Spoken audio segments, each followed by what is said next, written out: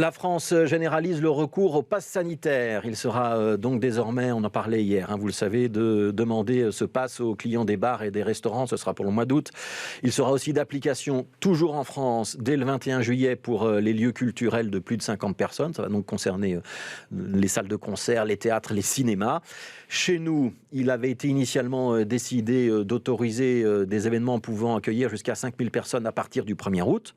Et on aurait théoriquement pu monter jusqu'à 75 000 spectateurs avec ce système du pass sanitaire également à partir du mois d'août. Des décisions qui doivent donc encore être confirmées par un comité de concertation qui aura lieu vendredi.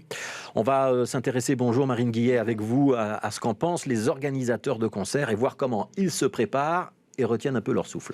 Oui, en fait, on essaye surtout d'anticiper un maximum les mesures sanitaires. Alors, vous l'avez dit, à plus de 5000 personnes, c'est le Covid Safe Ticket qui sera d'application à partir du 13 août. Ce sera le cas, par exemple, pour le festival Ronquière, qui attend 25 000 personnes. Ce sera le plus important festival cet été en Belgique francophone. Mais l'énorme point d'interrogation, c'est pour les événements qui rassembleront moins de 5000 personnes.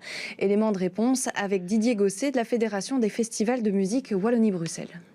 Ces événements de moins de 5000 personnes en l'état, et donc sur base des protocoles tels qu'ils existent avant le Codeco de ce vendredi, il ne s'agira pas de demander une quelconque preuve de vaccination, test PCR, test salivaire ou autre. On retombe sur des protocoles relativement contraignants qui sont une continuation de ceux déjà en place pour le moment et qui ont été utilisés déjà pour des festivals comme la CEMO ce week-end. Mais effectivement, c'est très clair en ce qui concerne le public assis. Pour ce qui est du public debout, les protocoles sont quand même très évasifs et c'est là-dessus qu'on espère avoir des clarifications. L'une des solutions qui pourrait être proposée, et celle que nous demandons, ce serait effectivement pour ces événements plus petits, un usage limité dans le temps et uniquement sur base volontaire du Covid Safe Ticket. C'est-à-dire que, par exemple, l'organisateur d'un événement qui rassemblerait 2 ou 3 000 personnes aurait exceptionnellement l'opportunité entre le 13 août et le 30 septembre d'utiliser le Covid Safe Ticket. Pour les événements exigeant donc ce fameux Covid Safe Ticket, il faudra montrer patte blanche à l'entrée, mais à qui ? La question du contrôle a quand même déjà été relativement bien présentée par le commissariat Corona qui supervise le développement de cette fameuse application Covid Safe. Il faut savoir par contre que la partie événement de cette application n'est pas encore en place et qu'elle doit encore être avalisée par le Parlement. Sans doute plus de nouvelles à ce sujet la semaine prochaine.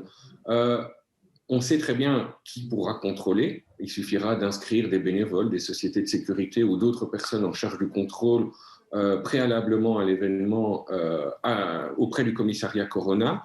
On sait que le contrôle se fera par scanning avec une application qui est disponible gratuitement pour tout et un chacun sur vos téléphones mobiles. En région bruxelloise, une série d'événements se tiendra cet été et à la rentrée. C'est le cas du festival Gate qui est organisé par les équipes de Couleur Café qui se tiendra à Anderlecht. Ce sera fin août, début septembre. Ou encore les nuits du Botanique, début septembre à Saint-Josse.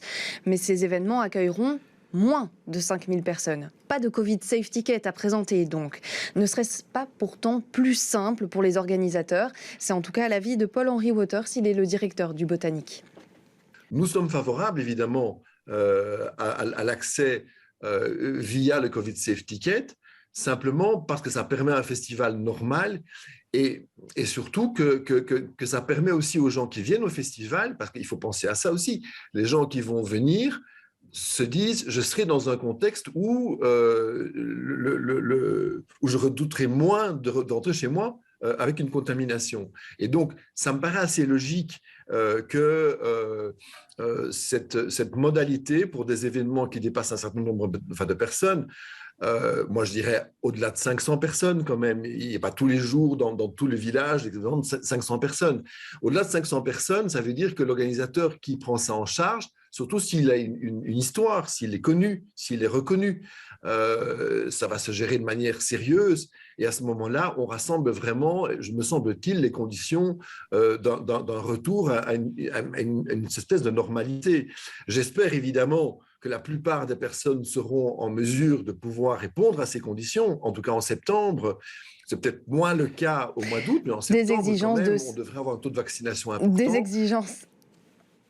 je vais y arriver, des exigences de sécurité sanitaire qui pourraient donc pousser l'engagement de 30 à 50% en plus du personnel de sécurité pour le Botanique. Rappelons que plusieurs événements tests ont eu lieu.